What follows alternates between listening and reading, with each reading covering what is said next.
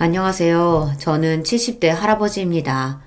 저는 60년 넘게 살아온 동네에서 30년 동안 가정의학과 병원을 운영하다 최근 병원을 아들에게 넘기고 집에서 쉬고 있어요.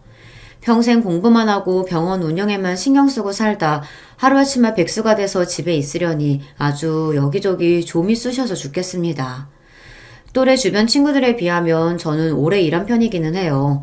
제 주변 친구놈들은 환갑이 되기 전에 진작 다들 하던 일을 그만두거나 퇴임을 했거든요. 제가 환갑이 넘어서까지 동네에서 병원 운영하는 걸 보고 같은 의사인 친구놈이 비아냥거렸어요. 이래서 있는 놈들이 더하다는 말을 하는 거라니까? 건물도 있는 놈이 언제까지 벌어먹으려고 떡하니 자리 차지하고 있어? 누가 돈 때문에 그런가? 일하는 게 좋아서 그러지. 우리 병원에 나보겠다고 20, 30년째 오는 환자들도 많아.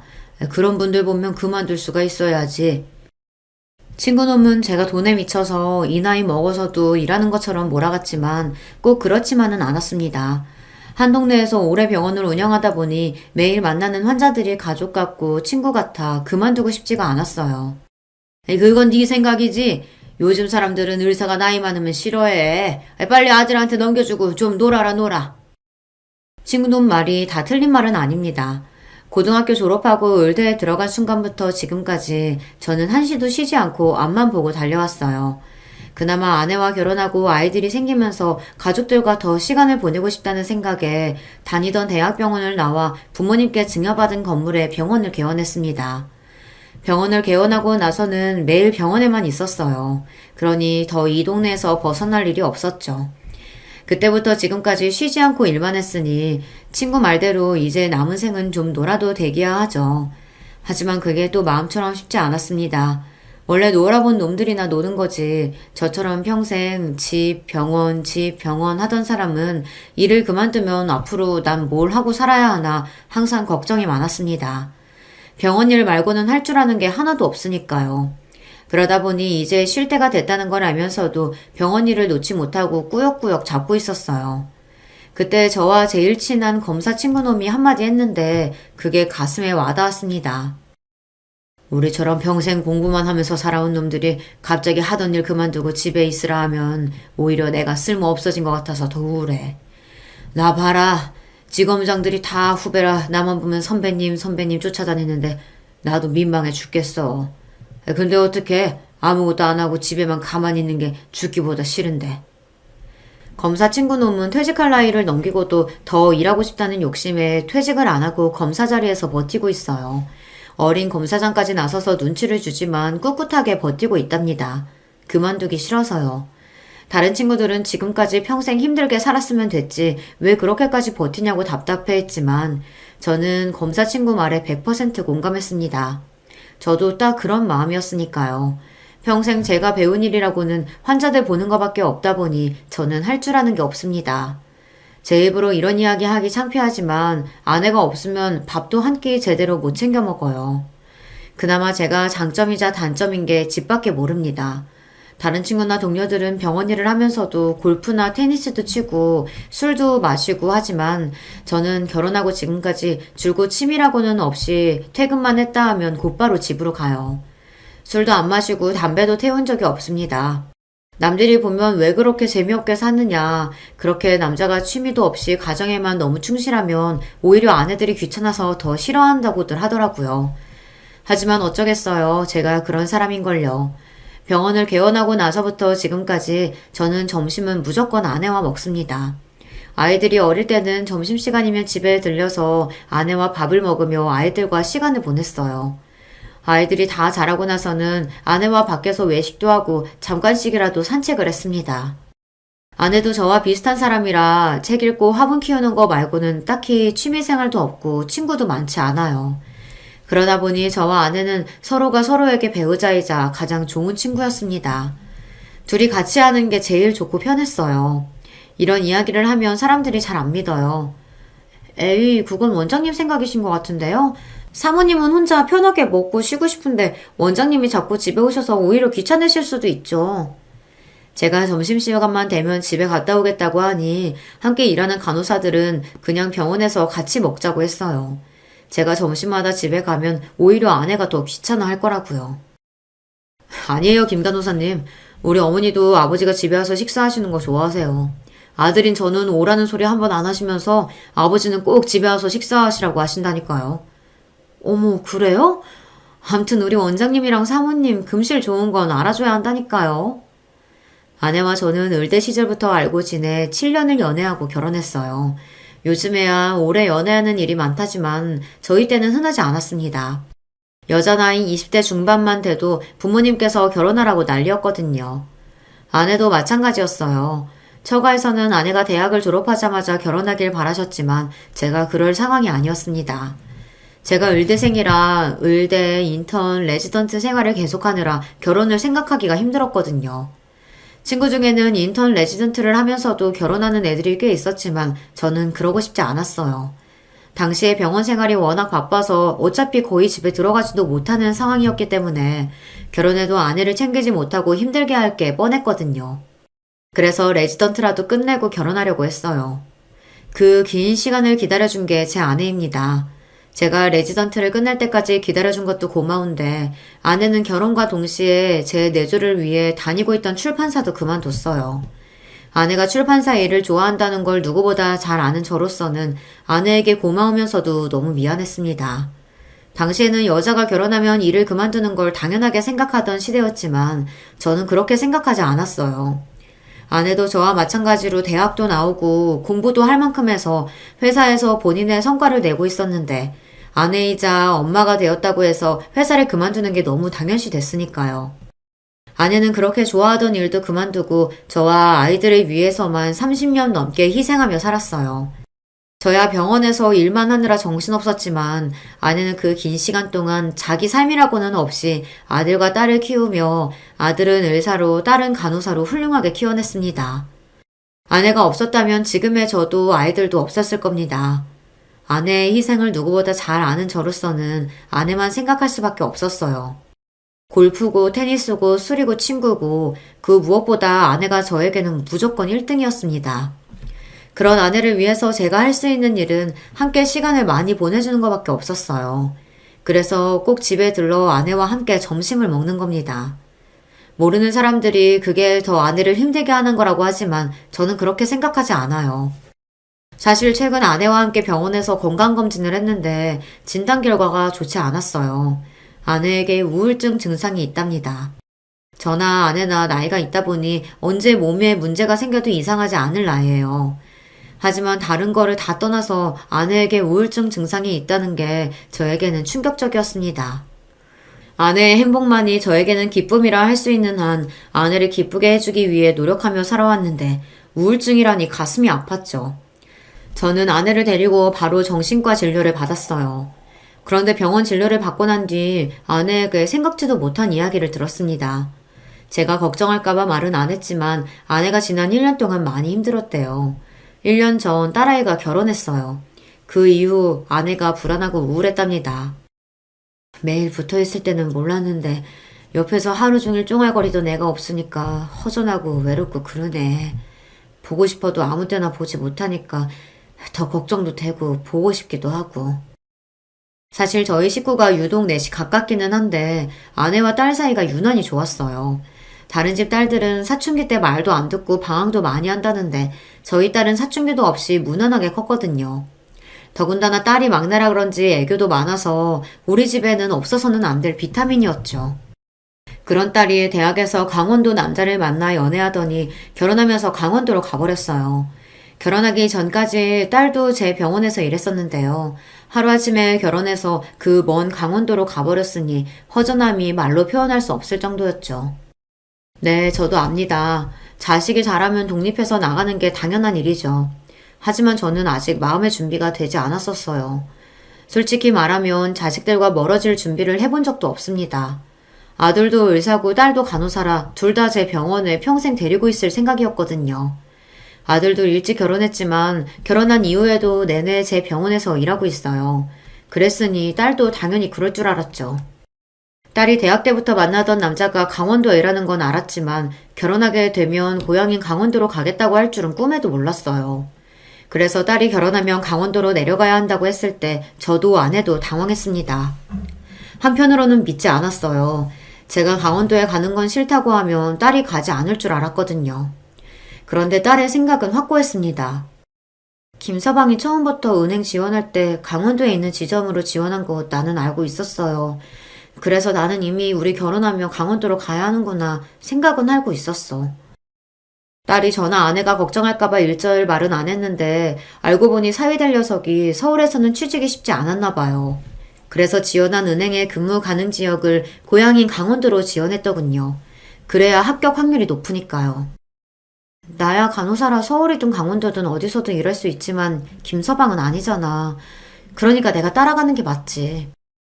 딸 마음을 모르는 건 아니지만 아비로서 서운한 마음을 감출 수가 없었습니다. 사내놈이 서울에서 대학까지 나오고 서울에 사는 여자 만났으면 어떻게든 여기서 책임질 생각을 해야지. 여자가 다니던 직장까지 옮기면서 그 먼 곳까지 가야 돼? 안 되겠다. 내가 김서방 만나서 다시 한번 얘기해봐야지. 마음 같아서는 당장 예비 사이를 만나 정말 강원도에 가는 방법밖에 없는 거냐고 물을 생각이었습니다. 그 은행 말고 다른 직장을 갈 생각은 없냐고요. 물론 저도 이게 남의 일이었다면 여자가 남자 따라 강원도 가는 게 맞는다고 했을 거예요. 하지만 제 딸이잖아요. 누구보다 소중한 제 딸이 남자 하나 때문에 한 번도 가본 적 없는 시골 촌구석에 가서 산다고 하는데 어떻게 해서든 말리고 싶었어요. 김서방은 결혼 조금 미루고 자기만 혼자 경원도에 갔다가 어떻게 해서든 서울로 다시 올라오겠다고 했는데 내가 그때까지는 도저히 못 기다리겠어서 그냥 결혼해서 강원도로 가겠다고 한 거야. 내가 김서방 얼마나 좋아하는지 아빠도 알잖아요. 어차피 김서방이랑 결혼할 건데 그런 일로 실랑이 하고 싶지 않아. 딸은 완강했습니다. 제가 말려도 본인은 예비 사이가 너무 좋아서 지금 당장 결혼하고 강원도로 따라가겠다고 했어요. 아버지는 제가 운영하는 평생 직장까지 다 때려치우고 말이죠. 딸아이가 결혼하고 강원도로 내려가겠다고 했을 당시 아내는 한마디도 안 하고 있었어요. 오히려 저만 안 된다고 난리를 쳤죠. 그런데 결국 아내는 딸 결혼식 날 펑 하고 터져버리고 말았습니다. 얼마나 울었는지 몰라요. 마치 무슨 대단한 사연이라도 있는 것처럼 말이죠. 저나 아내나 부모 입장에는 그럴 만도 했습니다. 이 결혼식이 끝나고 나면 귀하디 귀한 딸내미가 함께 살던 우리 집을 떠나 강원도로 가버리니까요. 물론 영영 볼 수 없는 건 아니지만 지난 30년 동안 매일같이 품 안에 끼고 있던 자식이 하루아침에 멀리 가버린다고 생각하니 아내도 참을 수 없었던 거죠. 그 모습을 보고 있자니 저도 마냥 좋다고 웃을 수만은 없었습니다. 저도 압니다. 저나 아내가 너무 유난하다는 걸요. 하지만 어쩌겠어요. 이게 진심인 걸 말이죠. 그 와중에 더 서운한 게 딸은 뭐가 그렇게 신이 나는지 결혼식 내내 방실방실 입이 찢어져라 웃고 있었다는 겁니다. 그 모습을 지켜보던 저나 아내는 딸이 저렇게나 좋아하는데 우리도 기분 좋게 보내주자 싶으면서도 가슴 한편이 심큰했습니다. 그렇게 딸을 시집 보내고 1년 동안 저는 아내에게 더 잘하려고 노력했어요. 아빠인 저도 이렇게 딸의 빈자리가 크게 느껴지는데 엄마인 아내는 얼마나 힘들까 싶어서요. 그런데 이게 제가 노력한다고 해서 되는 게 아니더군요. 아내에게 있어 딸은 또 다른 의미이다 보니 아내는 저보다 배로 더 힘들었나 봐요. 아이를 둘이나 낳고 키우는 30년 동안도 걸리지 않았던 우울증에 걸릴 정도로 말이죠. 난 정말 괜찮으니까 점심시간에 무리해서 집까지 오지 않아도 돼요. 당신이 신경 많이 써준 덕분에 좋아졌어. 당신은 이게 병이야. 힘들면 힘들다고 말을 해야지 왜 항상 괜찮다고만 해. 그렇게 매일 참고만 사니까 마음에 병이 생기지. 저는 너무너무 속상했습니다. 무슨 일이 있어도 화도 한 번 안 내고 항상 괜찮다고만 하는 아내가 결국은 마음의 병을 얻었다는 게 너무나도 속상하고 화가 났어요. 아내는 딸이 결혼해서 강원도로 간다고 했을 때도 한마디도 하지 않았어요. 부모로서 속마음은 당연히 딸이 먼 강원도까지 가는 걸 원하지 않았지만 결혼만큼은 딸이 원하는 대로 하게 해주고 싶은 마음에 티를 내지 않았던 거죠. 그러더니 결국은 또 본인이 속병이 난 거예요. 안 그래도 평생 곁에 있던 딸과 하루아침에 떨어져서 지내는 것도 힘든 와중에 몇 가지 일이 좀 있었어요. 사실 딸이 결혼식을 올리고 강원도로 내려가고 나서 반년 사이에 2번이나 사위랑 딸이 싸워서 울면서 전화가 왔습니다. 둘이 서로 죽고 못 살 만큼 좋아서 강원도까지 내려가 놓고는 자주 다투는 것 같더라고요. 특히나 강원도에 사는 사돈들이랑 딸아이가 사이가 좋지 않은 것 같았어요. 나라고 왜 시어머니, 시아버지랑 잘 지내고 싶지 않겠어. 근데 툭하면 병원에서 일하는데 전화해서 오라 가라 하고 안 받으면 병원까지 찾아오시니 나로서는 진짜 미치겠다니까. 시골 사람들은 다 그러는 건지 몰라도 사돈들은 틈만 나면 딸아이가 일하는 병원으로 찾아오고는 한답니다. 사돈은 두 분 다 농사를 지으세요. 사돈 둘 다 그 전까지는 도대체 어떻게 살았는지 모를 정도로 딸아이가 시골에 내려가고 나서는 무슨 일만 있으면 딸에게 전화한답니다. 별것도 아닌 걸로 말이죠. 한 번은 그런 적이 있었대요. 사돈이 사는 집에 화장실 변기가 망가졌는데 한참 병원에서 일하는 제 딸에게 전화를 했답니다. 변기 고칠 사람 찾아서 바로 보내라고요. 상식적으로 그 동네에서 평생 산 사돈들이나 알지. 이제 막 시집가서 강원도에 간 제 딸아이가 화장실 변기 고치는 사람을 어떻게 구합니까? 딸아이는 황당해서 본인이 그걸 어떻게 아느냐고 되물었는데 바깥 사돈이 호통을 쳤답니다. 그걸 왜 모르냐고요. 어른이 말을 하면 알아보는 신용이라도 해야지. 어디서 도박도박 모른다는 소리가 나와? 너희 친정에서는 그렇게 가르치디? 제가 여기 온 지 얼마 안 돼서 아직 잘 몰라서 그래요, 아버님. 급하신 일이면 제가 알아볼까요? 살면서 누구한테 싫은 소리 한 번 안 듣고 자란 아이가 시집을 가자마자 시아버지에게 큰 소리를 들었으니 얼마나 무서웠겠어요. 딸은 애써 알아보겠다고 했는데도 바깥사돈은 혀를 끌끌 찼답니다. 에휴, 됐어. 급해 죽겠는데 내가 알아보고 말지. 이래서 도시에서 자란 애들은 안 된다니까. 바깥사돈은 대놓고 딸이 마음에 안 든다는 식으로 이야기를 했답니다. 도시에서만 살다 와서 영 정이 없고 어른 공경할 줄을 모른다고요. 그러면서 친정에서 배운 게 없다는 소리까지 했답니다. 곱게만 자란 저희 딸은 태어나 그런 소리를 생전 처음 들었으니 사돈들이 그런 막말을 할 때마다 말문이 턱하고 막혀 아무 말도 할 수가 없었대요. 거기서 끝이 아닙니다. 사돈들은 그 이후로도 별일 아닌 거 가지고 자꾸만 전화해서 귀찮게 했답니다. 일주일에 서너 번은 툭 하면 불러대서 딸은 병원에서 힘들게 일하고도 시댁에 가야 했대요. 그래서 한 번은 딸아이가 전화를 안 받아버렸답니다. 그날따라 병원이 너무 바빠서 일하면서 일일이 전화받는 게 눈치가 보여서요. 그랬더니 안사돈이 딸이 일하는 병원까지 찾아왔답니다. 그러면서 한다는 말이 건방지게 시부모 전화를 안 받는다고 소리를 질렀대요. 병원에 불이라도 나서 전화 안 받나 했더니만 멀쩡하게 살아있으면서 시부모 전화를 안 받아? 어머님, 일하는 중에 전화를 어떻게 받아요? 왜요? 또 무슨 일 있으세요? 네 시아버지가 동서문서에 갈 일이 있어서 갔는데 통 직원이 하는 말이 무슨 말인지 못 알아듣겠어. 얼추 점심시간도 된 것 같은데 좀 나와라. 같이 동사무소 좀 가게. 사위도 딸아이가 일하는 병원 근처 은행에서 일해요. 본인들이 급한 일이 있으면 본인 아들을 데리고 가면 될 것이지 자꾸만 제 딸아이를 부려먹으려고 하니 듣는 저나 아내는 속상할 수밖에 없었습니다. 딸아이 입장에서도 시부모가 일하는 병원까지 찾아왔는데 어떻게 그냥 보낼 수가 있었겠어요. 병원에 이야기하고 따라다니면서도 마음이 불편해 다음부터는 이런 일이 있으면 미리 말씀하시든 김서방에게 연락하라고 했답니다. 딸도 병원에 들어온 지 얼마 안 돼서 눈치가 보인다고요. 그러자 안사돈이 하는 말이 기가 막혔습니다. 아이고, 남자가 회사에서 일하는데 부모가 왔다 갔다 하면 누가 좋아하겠어. 우리 아들 창창한 앞길 막을 일이 있나. 세아기 너는 괜한 일로 네 남편 일할 때 시시콜콜 전화하지 마라. 애 괜히 상사들 앞에서 눈치 보인다. 안사돈의 말에 어이가 없었던 딸은 어처구니가 없어서 한마디 했답니다. 어머니, 저도 어머님이 이렇게 병원까지 찾아오시면 다른 직원들한테 눈치 보여요. 이러다 저 병원에서 잘리면 어떡해요. 너야 여잔데 뭐가 걱정이야? 병원 잘리면 집에 들어앉아서 우리랑 농사나 지으면 되지. 사람이 사고방식이 어떻게 저럴 수가 있죠. 아무리 자기 자식이 아니라도 그렇지 남의 집 귀한 자식한테 저딴 소리를 할 수 있는지 모르겠어요. 안사돈의 말에 기분이 상한 딸은 참지 않고 이야기했답니다. 어머님도 참 도대체 언제적 이야기를 하시는 거예요. 저는 병원 그만둘 생각도 없고 농사 지을 생각도 없어요. 안 그래도 강원도까지 내려와서 새로 일 시작하느라 고생했는데 저 지금 잘리면 안 돼요. 딸은 간호사 일을 좋아합니다. 거기다가 아이들을 좋아해서 처음 간호사가 됐을 때 소아과에서 오래 일했어요. 나중에는 제 부탁으로 어쩔 수 없이 제 병원에서 일했던 거예요.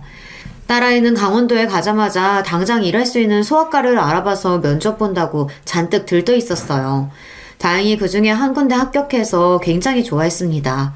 그런 직장을 안싸도는 자기 마음대로 그만둬라 마라 하니 딸아이 입장에서는 어이가 없을 수밖에 없었죠. 더군다나 더 어이가 없는 건 이제 결혼한 지 몇 개월 되지도 않았는데 아기 이야기를 했다는 겁니다. 잘리면 안 될 게 뭐가 있어? 잘리면 오히려 잘된 일이지. 새아기 너한테 안 그래도 한번 이야기하려고 했는데 너 애는 안 갔니? 시집을 왔으면 하루라도 빨리 애 가질 생각부터 해야지. 일은 무슨 일이야. 딸아이는 그제야 현실을 직시했답니다. 아무리 시골분들이어도 시대가 많이 변했으니 서울에서 내려온 며느리를 조금이나마 안쓰러워하고 가여워해 주실 줄 알았는데 사돈들은 그런 사람들이 아니었어요.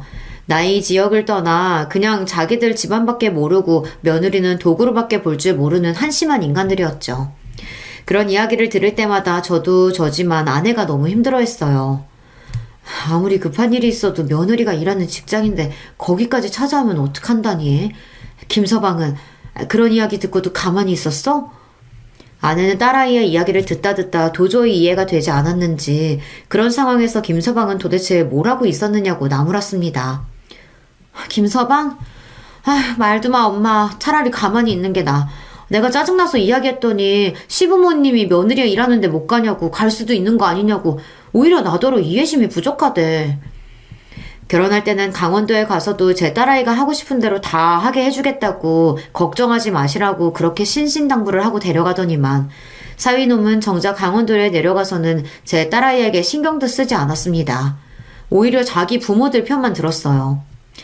알고 보니까 엄마 김서방이 효자 중에 효자더라고. 자기 부모님 관련된 일에는 절대 내 편을 안 들어준다니까. 나 정말 서러워 죽겠어 엄마.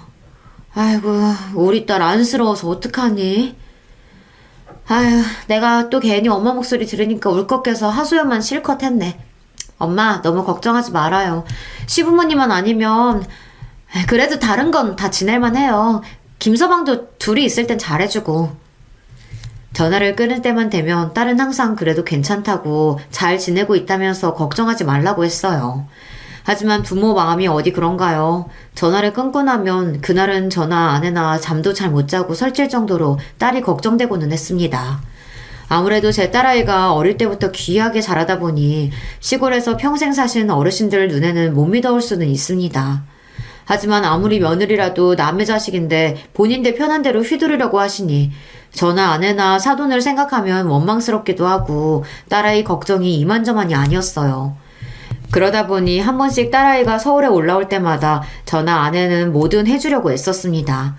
내리 사랑이라고 딸아이가 아무리 다 컸어도 저희 눈에는 마냥 아기 같았어요. 딸아이는 오랜만에 엄마 아빠 만났으니 강원도에서 힘들었던 일을 털어놓기도 하고 하소연을 하기도 했죠. 하지만 그 모습을 지켜봐야만 하는 부모는 마음이 찢어지고는 했습니다. 너무 맛있다. 강원도에는 이 맛있는 도넛이 왜 없을까? 그냥 내가 돈 벌어서 하나 차릴까? 딸이 제일 좋아하는 도넛 브랜드가 딸이 사는 지역 내에는 없어요. 그렇다 보니 서울에만 올라오면 도넛을 2박스씩 먹고 갑니다. 그 모습을 보면 별거 아닌 일인데도 부모가 보기엔 마냥 안쓰러워요. 병원 간호사들이랑 의사쌤들도 다 강원도 출신이라 확실히 자기들끼리 더 통하는 게 있어. 내가 무슨 말만 하면 서울 사람이라 모르는 거라는 식으로 이야기하는데 은근 기분 나쁘다니까. 딸이 힘들었다고 하는 말들이야 대부분 다 당연한 것들입니다. 서울에서 쭉 살다가 결혼하고 나서 강원도에 내려간 경우다 보니 사는 방식이나 시스템이 다른 게 많아요. 일부러 그런 건 아니겠지만 서울 사람이라고 은근 소외되는 것도 많을 거고요. 딸이 그런 이야기를 할 때면 저는 무조건 딸 편을 들어줍니다. 그게 부모로서 당연한 거니까요. 시부모님은 티나게 차별하시는 게 한상에다 다 같이 밥을 먹잖아? 그럼 꼭 고기나 생선 같은 맛있는 반찬은 남편 앞에만 놔준다? 내가 손 안 닿는다고 한 접시 더 내놓으려고 하면 상도 좁은데 뭐하러 그러냐고 하셔. 그럴 때마다 너무 기분 나빠. 먹는 거 가지고 치사하게 왜 그런데? 아유 안쓰러운 우리 딸. 여기서는 고기며 생선이며 다 우리 딸 먹어. 역시 우리 엄마 아빠밖에 없다니까. 나 진짜 눈물 나. 나도 그냥 서울에 살고 싶다. 부모로서 자식을 강하게 키우려면 시집 갔으면 그 정도는 참고 해내야 한다. 그러게 그 먼 곳까지 뭐하러 시집을 갔냐 하고 말하면 그만이지만 저나 아내는 그런 말이 나오지 않았어요. 어릴 때부터 둘째는 딸이라고 유독 금이야 오기야 하면서 종종걸음으로 키워서 그런지 시집을 보내놓고도 마음이 놓이질 않아요. 사회생활 하면서도 힘든 일이 있더라도 친정에 돌아와서만큼은 귀하디 귀한 막내딸로 돌아오게 해주고 싶었어요. 딸애가 며칠이라도 서울에 있다가 강원도로 돌아가고 나면 아내의 한숨은 더 많아졌습니다. 부모 마음이 그렇잖아요. 다 커서 시집까지 보냈어도 걱정되기는 매한가지였어요. 그런 일이 반복되다 보니 아내에게 우울증까지 온 게 아닌가 싶어요. 당신 마음 내가 모르는 건 아닌데 애들도 이제 다 커서 자기 짝 만나서 나갔으니 우리가 할 수 있는 일은 곁에서 지켜봐주는 것뿐이야. 막내도 매일 힘들다고 찡찡거리면서도 정작 서울에 올 생각은 안 하잖아. 그런 거 보면 자기 남편이랑은 잘 지내고 있는 거지 뭐. 그러니까 당신도 이제 애들 걱정 그만하고 우리끼리 재미있는 거 좋아하는 거 하면서 삽시다. 제가 말한다고 해서 아내가 하루아침에 애들 걱정을 안 하는 건 아니겠지만 그래도 제가 곁에서 더 잘하다 보면 아내도 분명 좋아질 거라고 생각했어요. 그래서 그 이후로는 아내에게 더 잘하려고 애썼습니다. 딸도 걱정되긴 했지만 저에게 제일 소중한 사람은 아내이니 아내가 딸아이의 빈자리를 덜 느끼도록 제가 힘쓰다 보면 아내의 우울증도 괜찮아질 거라고 확신했죠. 그러던 중 사소한 일이 좀 있었습니다. 제가 그렇게 자식들 일에는 신경 좀 끄라고 해도 아내는 그게 쉽지 않은가 봐요. 얼마 전에 딸내 안 싸돈 생일이었는데 아내가 그걸 어떻게 알고는 백화점에서 선물을 사서 보냈더군요. 알고 보니 저는 전혀 모르고 있었는데 딸애가 결혼하고 나서 아내가 사돈들 생일이면 매번 선물을 보냈대요. 아이고, 안 그래도 챙길 사람 많은 사람이 사돈들까지 챙기느라 고생이 많네. 그래서 안 싸돈은 선물 마음에 드신대? 연락은 왔어? 아내 성격이 원래 그래요. 꼼꼼하고 차분해서 주변 사람들을 참 잘 챙깁니다. 제가 말 안 해도 항상 병원 간호사들 생일이며 경조사까지 알아서 챙겨준 덕분에 병원 간호사들이 다들 아내를 좋아해요. 덕분에 간호사들도 잘 그만두지 않아서 함께 오래 일하기도 했고요. 아내의 마음 씀씀이를 아는 저로서는 아내가 다 저나 자식들을 생각해서 그런 걸 챙긴다는 걸 알죠. 안 그래도 딸이 사돈들과 잘 지내지 못하니 아내가 더 신경을 썼을 것도 알고요. 그런데 사돈들이 보통이 아닌 게 선물을 받고도 일절 인사 한마디가 없답니다. 그게 사실은 진영이 처가는 내가 사소한 거라도 보내면 항상 바로 연락이 왔거든. 명절이면 본인들도 과일이라도 보내고, 물론 내가 뭘 바라고 한 건 아니지만 그래도 사돈지간인데 선물 보냈으면 최소한 고맙다고 메시지라도 보내야 하는 게 맞는 거잖아. 그것도 싫으면 애들한테라도 말을 하든지. 아휴, 사돈이라고 무뚝뚝한 건 알았지만 어쩜 메시지 한 통도 없는 거 있지? 아내가 웬만해서 남의 말을 하는 사람이 아닌데 이건 충분히 그럴 만도 했습니다.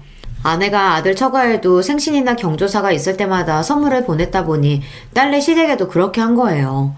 그런데 벌써 두어 번 선물이랑 과일을 보냈는데도 통 연락이 없었답니다. 그 소리를 듣는데 저까지도 기분이 상했어요. 사람 사는 게 그렇잖아요. 우리가 뭘 바라고 보낸 것도 아니고 단순히 호의로 보낸 건데 생각이 있는 사람들 같으면 고맙다는 말 한마디 해야 하는 거 아닐까요? 저는 영 마음이 쓰여 사위랑 통화하다가 은연중에 선물 이야기를 했습니다. 자네 장모가 안 싸돈 생일이라고 백화점에서 스카프 사서 보냈다는데 혹시 어머님은 잘 받으셨다니? 작년에도 그렇고 올해도 그렇고 통 연락이 없으신 게 선물이 영 마음에 안 드시는 건 아닌가 걱정이 되네. 제 말에 사위는 놀라서 오히려 저에게 선물을 보냈냐고 되물었어요. 사위도 사돈이 전혀 말을 안 해서 몰랐답니다. 사위에게 그런 소리 하면 사위도 신경 쓰일 거라는 걸 저도 알고는 있었지만 선물을 보내놓고도 혹시나 사돈이 마음에 안 들어하는 건 아닌가 걱정하는 아내가 안쓰러워 저도 모르게 사위에게 툭 하고 이야기했어요. 그러자 사위가 그 이야기를 딸에게 했는지 바로 다음날 전화가 왔더라고요. 아빠, 우리 집에서 시댁에 선물 보냈다는 소리를 김서방한테 뭐하러 했어? 궁금하면 그냥 나한테 물어보지. 왜? 내가 그런 얘기 했다고 설마 김서방이 너한테 뭐라고 해? 제가 괜한 소리를 했는지 그 일로 딸이랑 사이가 티격태격한 거 아닌가 저도 걱정됐어요. 그런 건 아닌데 그래도 김서방이 많이 무안했나 봐. 그래도 김서방이 시부모님께 이야기해서 나한테 고맙다고는 하셨어. 스카프도 마음에 든다고 하셨고 아마 엄마 연락처를 몰라서 연락을 못 하셨던 것 같아. 아이고 엎드려 절 받기가 따로 없네. 세상에 무슨 사람들이 그렇게 무뚝뚝하다니. 아무리 연락처를 몰라도 이왕 사람이 선물을 보냈으면 너한테라도 고맙다고 전해야지. 김서방 부모님이라지만 참 정이 없다. 그러게 우리 시댁이 좀 그래. 자기 식구들끼리 매일 똘똘 뭉쳐서 돌이니 예의니 무진장 따지는데 정작 본인들은 안 그러신다니까. 딸에게 평소 사돈들이 어떤지 익히 들어서 기대도 안 했지만 역시나 사돈에게 연락은 없었습니다. 딸 말로는 딸에게 고맙다고 인사를 했다는데 사실 믿지 않아요. 딸이 저나 아내가 서운해할까봐 그냥 한 이야기라는 걸 안 들어도 알겠더라고요. 그러던 어느 날이었습니다. 설을 맞이해 오랜만에 딸애랑 사위가 집에 왔어요. 딸애가 지난 추석 때 몸이 좀 안 좋아서 못 오는 바람에 거의 6개월 만에 얼굴을 보는 거였거든요. 저나 아내나 둘 다 오랜만에 딸을 볼 생각에 좋아서 이것저것 딸이 좋아하는 음식이랑 반찬을 해놓고 강원도에서는 잘 못 먹는다는 간식이랑 배달 음식도 잔뜩 사뒀어요. 그런데 반년 만에 만난 딸의 얼굴이 많이 상해 있었습니다. 살이 많이 빠진 것도 빠진 건데 스트레스를 많이 받았는지 머리카락도 빠져서 정수리가 휑하더라고요. 그 모습을 보자마자 걱정부터 앞선 아내는 딸아이에게 다가가 볼을 어루만졌어요.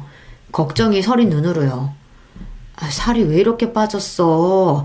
추석 때 폐렴으로 고생했다더니만 아직도 통 못 먹는 거야? 아니면 무슨 걱정거리라도 있어?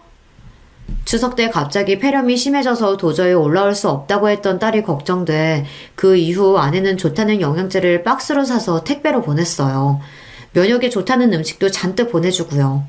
그랬는데도 살이 쏙 빠져서 온 딸아이를 보니 마음이 아팠습니다. 타지 생활이 힘들긴 많이 힘들어 보여서요. 공기도 좋은데 살면서 얼굴이 왜 이렇게 안 좋아? 머리는 또 왜 이렇게 빠지고? 김서방, 혹시 우리가 모르는 일이라도 있는 건가? 저도 한치 걸러 두치라고 딸 얼굴이 안 좋으니 괜히 사이를 원망하게 되더라고요. 멀쩡한 우리 딸을 강원도까지 데려가서 얼마나 힘들게 했으면 애 몰골이 이런가 싶어서요. 장모님, 장인어른 너무 걱정하지 마세요. 이 사람 폐렴은 진작 좋아졌는데 본인이 자꾸 살 뺀다고 안 먹어서 이러는 거예요. 여보, 오랜만에 친정 와서 밥 먹는 거니까 다이어트 신경 쓰지 말고 자기 먹고 싶은 거 다 먹어. 사위 말로는 딸이 살이 쪘다고 스트레스를 받더니만 자꾸만 안 먹고 굶는 다이어트를 해서 얼굴도 안 좋고 머리카락도 빠진 거랍니다. 사위가 말을 해도 딸이 말을 안 듣는데요. 네가 살 뺄 데가 어딨다고 다이어트를 해. 너 그러다 쓰러져. 아휴, 안 되겠다. 이왕 올라온 김에 명절 지나고 며칠 더 여기 있어. 온 김에 건강검진 싹 받고 가게. 아무래도 딸 안색이 좋지 않은 것 같아 저는 병원에 며칠 휴가를 내고 서울에 있으라고 했어요. 이것저것 검사 좀 받아보자고요. 아니에요, 아버님. 올해 강원도에 있는 대학병원에서 저랑 같이 검사 다 받았어요. 둘 다 아무 문제 없대요. 그러자 사위 말이 이미 건강검진은 다 받았답니다. 둘 다 아무 문제 없대요. 그래? 위랑 내장도 다 내시경 한 거 맞지? 애가 볼 때마다 살이 자꾸 빠지는 게 아무래도 걱정되네. 아유, 김서방이 어련히 알아서 잘 챙길 텐데 나도 늙어서 그런가 점점 더 노파심이 드네. 사위가 딸에게 별 문제 없다고 하자 저도 안심이 됐습니다. 그제야 제가 사위 앞에서 너무 유난하게 굴었나 싶더라고요. 이해해요, 아버님. 귀한 막내딸 타지에 내려가 있으니 얼마나 걱정이 많으시겠어요. 저도 딸 생기면 아버님이랑 똑같이 할 것 같아요. 그래도 우리 김서방이 내 마음 이해해 주니까 좋네. 아유, 시장질 할 텐데 얼른 밥부터 먹자. 나이가 들면 자식들도 다 크고 독립해서 더는 걱정할 게 없을 줄 알았는데 아니더군요. 늙은이 노파심에 괜한 걱정이 더 늘어갔어요. 그래도 사위가 저렇게 제 딸을 걱정하며 이야기해주니 마음은 놓였습니다. 그런데 한 가지 걸리는 게 있었어요. 딸아이가 말수가 많이 줄었다는 겁니다. 얼마 전까지만 해도 통화만 했다 하면 30분 내내 혼자 떠들던 아이였는데 최근 들어 저나 아내에게 연락도 자주 안 하고 만나도 말이 별로 없었어요. 표정도 영 좋지 않고요. 이것도 저의 괜한 노파심인가 싶어 명절 동안 딸아이를 좀 지켜보기로 했는데 식사를 하러 가는 길에 이상한 점을 발견하고 말았습니다. 딸애가 앉아있을 때는 몰랐는데 걸을 때 미묘하게 한쪽 다리를 절뚝거리더라고요. 아무래도 이상해서 제가 딸아이의 뒷모습을 유심히 바라보고 있었습니다. 그런데 그때였어요. 딸아이가 중심을 못 잡고 잠시 휘청거리자 사위 녀석이 미간을 확 죽이더니 딸애의 허리를 쿡 찔렀어요. 마치 딸에게 화가 난 사람처럼 인상을 쓰더니 티나게 행동하지 말라고 경고하는 것처럼 보였죠. 그 순간 저는 뒷덜미가 쎄했습니다. 사위 녀석이 평소 저런 성격이 아니에요. 지나칠 정도로 다정하고 자상한 아이인데 갑자기 왜 저러나 싶었죠. 그때부터 신경이 바짝 곤두선 저는 딸과 사위의 행동에 집중할 수밖에 없었습니다. 제가 괜히 과하게 생각하는 걸 수도 있으니 아내에게는 말하지 않았어요. 제가 괜히 이야기하면 아내가 더 걱정할 것 같아서요. 저는 은근슬쩍 딸에게 다가가 속삭이듯 물었습니다. 왜 자꾸 다리를 절뚝거리냐고, 어디를 다쳤냐고요. 그러다 딸이 눈이 휘둥그레져서 고개를 세게 젓더군요. 다치기는 아빠. 그냥 며칠 전에 동네에서 운동 좀 하다가 살짝 삔 거야. 지금은 아무렇지도 않아. 딸은 아무것도 아니라고 했지만 이상했습니다. 제가 병원을 아들에게 넘겼어도 의사는 의사예요. 딱 봐도 딸아이가 걷는 모습이 살짝 삔 정도는 아니었습니다. 그날 밤 저는 사위에게 술을 한잔 하자고 이야기했어요. 평소에도 사위가 술을 잘 못 마시는 걸 알기에 일부러 술을 좀 먹였습니다. 그러고는 사위가 술에 취해 거실에 잠이 든 사이 슬쩍 자리에서 일어나 딸아이에게 갔습니다. 저는 침대에 곤히 잠들어 있는 딸아이를 깨웠어요.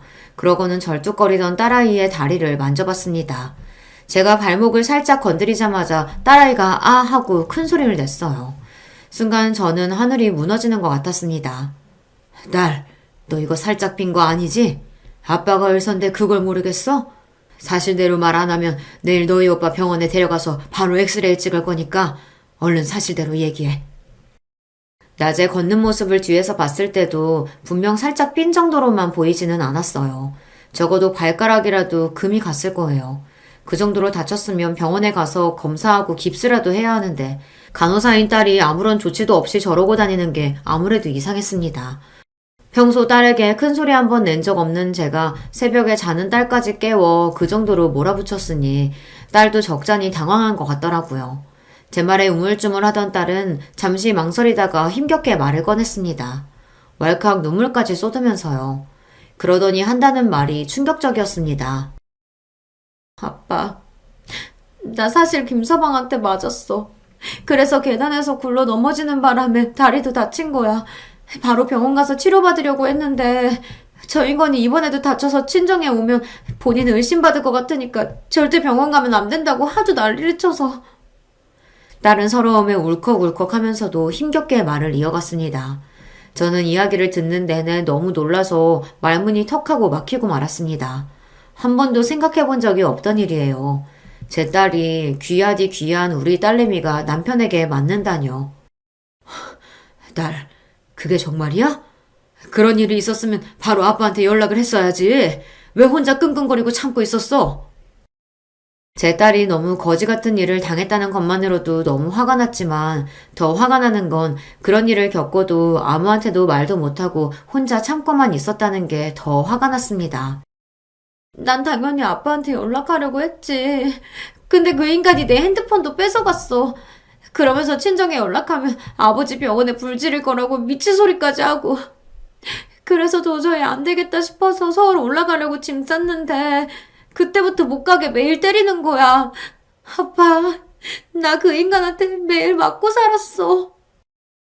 세상에 어떻게 이런 일이 있을 수가 있을까요? 저는 새까맣게 몰랐습니다. 김서방, 아니 썩은 놈의 새끼가 제 딸아이에게 그런 짓을 하고 있을 거라고는 생각을 못했어요. 딸 말이 사위놈이 처음부터 과격하게 나온 건 아니었대요. 시작은 딸과 사돈들 사이가 좋지 않다 보니 부부 사이에 자주 문제가 있었나 봐요. 딸이 사돈들 이야기를 할 때마다 사위는 본인 부모 편만 드니 딸도 서운하고 서러워서 도저히 참을 수가 없었답니다. 하루는 사돈네 다녀오는 길에 집에 올라오는 계단에서 시댁에서 있었던 일로 딸이 하소연을 좀 했대요. 당신 부모님 이상해도 너무 이상해. 자기 자식 귀한 줄 알면 남의 자식도 귀한 줄 알아야지. 어떻게 매번 나는 그렇게 홀대하실 수가 있어? 그리고 우리가 애가 안 생기는 게 내 잘못이야? 왜 항상 내가 문제인 것처럼 이야기하시냐고. 그날도 안 싸더니 먹을 거 가지고 사위와 딸을 차별하면서 치사하게 굴었나 봐요. 딸이 굴비랑 장어를 사서 가지고 갔는데 생선은 남자에게 좋다는 헛소리를 하시며 사위만 줬답니다. 딸이 먹으려고 하면 여자한테는 나물이 좋다고 풀떼기만 있는 접시를 앞에 끌어다가 줬대요. 그뿐만이 아닙니다. 딸이 화장실에 씻으러 들어갔는데 바깥 서더니 보일러를 꺼버렸답니다. 날씨가 아직 더우니 찬물로 씻으라고요. 이게 말이나 되는 소립니까? 시댁에서 그런 취급을 받고 왔으니 딸이 화를 내는 것도 당연했죠. 그런데 딸보다 앞서갔던 사위 새끼가 뒤에서 하소연하는 소리가 듣기 싫다면서 소리를 지르고는 딸 어깨를 밀어버렸나 봐요. 딸은 그대로 계단에서 굴러 떨어진 거죠. 사위 새끼도 처음에 놀라서 딸을 부축하고 집에 들어왔대요. 본인이 너무 화가 나서 참지 못했다고 미안하다고요. 그런데 그날 저녁 밥을 먹다가 딸이 시댁에서 있었던 일이 떠올라 한마디를 더 했는데 사위놈이 또 그 소리를 한다고 화를 내며 상을 엎어버렸대요. 그제야 정신이 든 딸은 도저히 안 되겠다 싶어 절뚝거리는 다리로 친정에 가겠다고 했답니다. 더는 못 살겠다고요. 그러자 당황한 사위 새끼는 그때부터 욕을 하고 때린 거예요. 들으면 들을수록 사위 새끼는 인간 말종이었습니다. 사위 새끼는 한 번 때리는 걸로도 모자라서 본인이 저지른 일을 덮기 위해 계속 때리고 친정에 연락도 못하게 한 거죠. 심지어 이번에 서울에 올라오면서도 딸에게 저나 아내에게 이야기하면 그 자리에서 저나 아내를 죽여버리겠다는 소리까지 했답니다. 저는 지금이라도 당장 거실로 나가 세상 모르고 잠들어 있는 사위놈의 면상을 짓밟고 싶었습니다. 당장 경찰에 전화해 저 가정 파괴범을 잡아가라고 하고 싶었어요. 하지만 그 정도로 좋게 넘어가 줄 수는 없었습니다. 저 뻔뻔한 낯짝을 다시는 못 들게 다니고 해주고 싶었어요. 그날 새벽 명절 연휴인 것도 불사하고 저는 친구들에게 연락했습니다. 제 친구 녀석 중 유일하게 아직도 현역에 있는 검사 친구에게요. 그리고 부탁을 좀 했어요. 제 사위놈을 잘근잘근 짓밟을 방법을 좀 찾아달라고요. 다음날 아침 제 소원이 이루어졌습니다. 사위놈은 제 검사 친구와 사위가 다니는 은행에서 나온 내부 감사팀 사람들에게 잔뜩 둘러싸인 채로 끌려나갔습니다. 오진석 씨, 불법 대출 횡령으로 바로 감사 진행하겠습니다. 절차에 따라 얌전히 따라와 주세요. 네? 아니, 불법 대출이라뇨? 그럴 리가 없어요. 아버님, 저 좀 도와주세요. 아버님 아시는 분들 중에 검사도 있고 변호사도 있으시잖아요. 오진석 씨? 이걸 어쩌죠? 내가 바로 그 아시는 분인데. 식구들 깨기 전에 조용히 따라 나오시죠. 그리고 조금 있으면 경찰도 올 거예요. 횡령 조사 끝났는 대로 쓰레기 같은 가정 파괴범으로 조사도 받아야 하거든요. 아유, 바쁘다 바빠. 말도 안 돼. 아버님, 아니에요. 제가 그런 거 아니라고요. 쪼다 같은 사위놈은 제 딸에게 험한 짓을 할 때는 언제고 제 집에서 끌려나가면서는 저에게 도와달라고 울고불고 난리를 쳤습니다. 본인은 억울하다고요. 그 모습을 보는데 저는 절로 미간이 구겨지면서도 웃음이 새어나왔어요. 이게 다 어떻게 된 일이냐고요. 제가 명절날 연휴에 미안함을 무릅쓰고 친구에게 부탁을 좀 했습니다. 40년 넘게 검사로 지낸 친구다 보니 주변에 아는 사람이 많아요. 웬만한 재계의 인사들은 다 압니다. 그런 친구에게 부탁하면 사위새끼 하나 망가뜨리는 건 일도 아닐 거라는 확신이 들었죠. 역시나 제 생각이 맞았습니다. 그 늦은 새벽에 연락했는데도 친구 녀석은 저를 위해 여기저기 연락을 해줬어요. 덕분에 사위새끼 직장부터 해서 주변의 사람들까지 탈탈 털었습니다. 그런데 천만다행으로 오래 걸릴 필요도 없이 사위 직장에서 이미 걸리는 게 있더군요. 이 자식이 아무리 고향이라도 그 먼 강원도 지점까지 지원해서 들어갔다길래 그냥 부모님이 계신 고향으로 간 건 줄 알았더니만 다 이유가 있었더군요. 알고 보니 자기 부모와 주변 친척들에게 불법 대출을 해주고 있었어요. 애초에 있지도 않은 담보를 가지고 대출을 해준 거죠. 검사 친구가 파자마자 불법 증거들이 대거로 나오자 친구 녀석은 신이 나서 제게 전화가 왔더군요. 그 새끼 아주 악질 중에 악질이야. 일부러 자기 식구들 배부리려고 작정하고 은행에 취직한 것 같아. 내가 해 뜨자마자 바로 그 새끼 잡으러 갈게. 기다려, 친구야. 그때만 생각하면 저는 아직도 온몸에 소름이 돋아요. 안 그래도 딸에게 듣기로 사위새끼네 집안이 자기들끼리 똘똘 뭉쳐서 지낸다는 소리를 듣기는 했어요. 그래서 딸이 소외감을 많이 느낀다고 했었거든요. 그게 다 이유가 있었습니다. 자기들끼리 작정하고 남의 돈을 가로채고 있었던 거예요. 세상에 저런 부모가 어디 있답니까? 자기들 배불리겠다고 아들에게 저런 더러운 짓을 시키다니요. 검사 친구 덕분에 아직도 술에 취해 고주망태로 누워있던 사위놈은 그대로 끌려갔습니다. 아내와 딸이 자는 사이인 일어난 일이라 저는 딸이 일어나자마자 새벽녘에 있었던 일을 이야기해줬어요. 제 말에 딸은 안도의 눈물을 흘렸습니다. 아빠, 정말이야? 그 인간 잡혀갔어? 그래, 내가 뭘 했어? 아빠가 다 알아서 할 거라고 했지? 너랑 이혼은 당연한 거고 그 자식 은행에서 쫓겨나게 해서 감옥에 보낼 거야. 딸, 이제 걱정하지 마. 아빠가 다 알아서 해. 제 말을 듣던 딸은 제 품에 안겨 펑펑 울었습니다. 진작 집에 올 걸 그랬다며 한참을 서럽게 울었어요.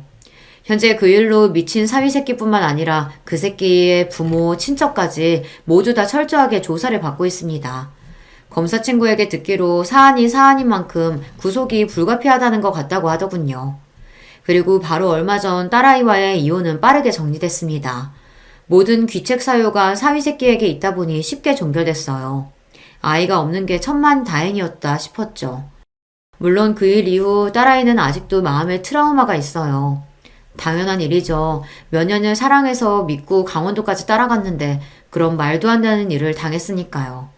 딸은 열심히 치료받으면서 서울에 다시 일자리를 구하고 있어요. 저는 제 병원에서 일하라고 했지만 딸은 혼자 힘으로 홀로서기를 하고 싶다고 소아과에 면접을 다니고 있습니다. 저와 아내는 딸이 원하는 대로 지켜봐주고 기다려주기로 했습니다. 지난 몇 년간 딸에게 벌어진 일들이 저와 아내에게도 견디기 힘든 아픔이었지만 딸에게는 훨씬 더 큰 상처였을 테니까요. 지금까지 그랬던 것처럼 저와 아내는 묵묵히 딸의 곁을 지켜줄 생각입니다. 여러분께서도 저희 딸에게 힘내서 잘 이겨내라고 응원의 댓글 남겨주세요. 그럼 많은 힘이 될 것 같습니다. 끝까지 저의 이야기 들어주셔서 감사합니다. 여러분의 가정에는 언제나 화목한 일만 가득하시길 바라겠습니다.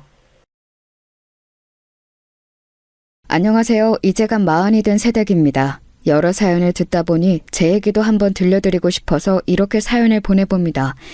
정확히는 저희 시아버지 이야기예요. 세상 둘도 없는 천사 같은 저희 시아버지 말이에요. 적지 않은 나이에 결혼을 하게 되면서 맺게 된 소중한 인연과 또 그 소중한 인연을 지켜드리고자 애썼던 에피소드를 들려드리려고 해요. 저는 대학을 졸업하자마자 인터넷 쇼핑몰을 창업해서 지금까지 그 일을 꾸준히 해오고 있습니다. 처음 창업을 했을 때는 아무것도 몰라서 고생을 좀 했지만 쉬지 않고 주 7일을 몇 년간 열심히 일했더니 어느 순간 사업이 궤도에 오르게 되었습니다. 그렇게 돈은 어느 정도 만졌지만 청춘을 다 바쳐서 일에만 몰두했던 터라 연애다운 연애는 제대로 해보지 못했어요. 그래서 40이 가까워진 나이에도 시집을 못 가고 사무실에만 틀어박혀 있었죠. 그렇게 영원히 솔로로 늙어갈 것만 같던 제 삶에도 핑크빛 봄바람이 불어오더군요. 남편과는 같은 회사에서 만났습니다. 제 회사였으니까 정확히는 제 직원이었겠죠? 사업이 점점 궤도에 오르면서 보다 경쟁력 있는 제품으로 승부해야겠다는 생각에 납품을 받던 방식에서 직접 디자인한 제품들을 생산하기로 마음을 먹었습니다.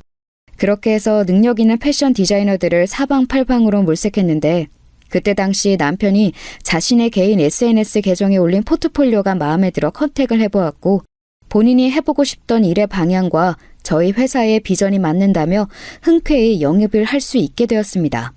그때까지만 해도 순수하게 직원으로만 채용했고 철저하게 직원으로만 대했습니다.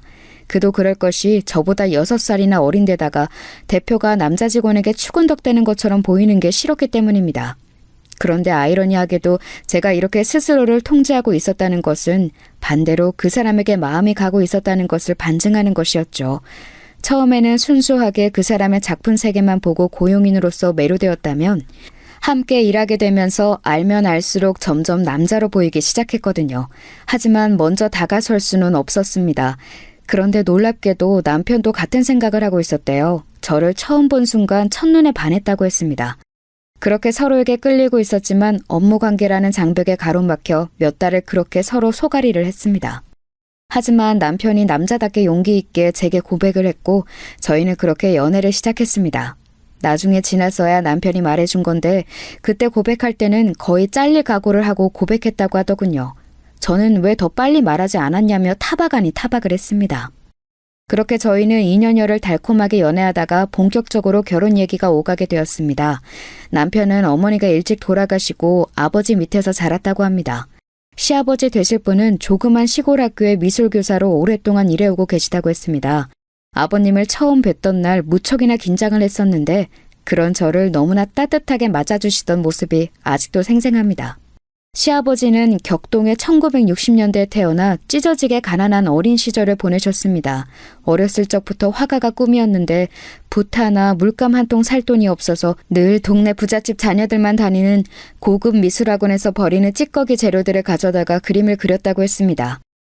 그렇게 고등학교 졸업할 때까지 열심히 그림을 그렸지만 부모님이 비싼 미대 학비를 대줄 형편이 되지 않아 국립대 미술교육과를 지원하게 되었고 그것이 시아버지가 평생 미술교사로 재직하게 된 계기가 되었습니다.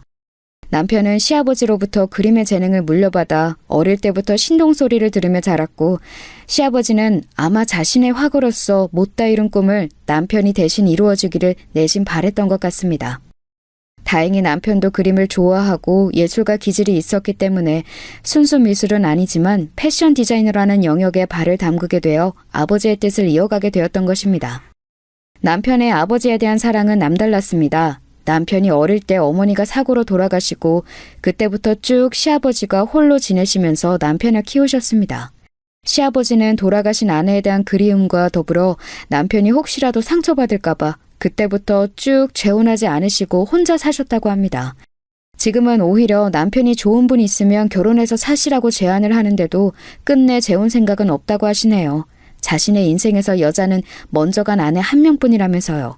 정말 로맨틱하지 않나요? 시어머니의 이야기가 나온 김에 두 분이 만나게 된 이야기를 하지 않고 넘어갈 수가 없겠네요. 때는 1980년대 학생 민주화 운동이 한참이던 시절이었습니다. 이제 겨우 신입생 티를 벗은 시아버지는 자신도 이 땅의 정의를 위해 한번 바쳐야겠다는 생각에 시위대에 참가했습니다. 최루탄과 물폭탄 세례를 받으면서도 목청이 터져라 정의를 외치며 그렇게 한몸 불살랐습니다.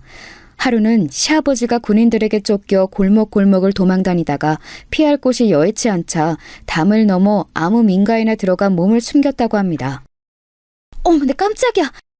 집안에서 빨래를 하고 있던 한 아가씨가 그런 시아버지를 보고서는 깜짝 놀라 소리쳤는데 시아버지는 검지손가락을 입에 가져다 대며 간절한 눈빛으로 아무런 말도 하지 말아달라는 신호를 보냈습니다.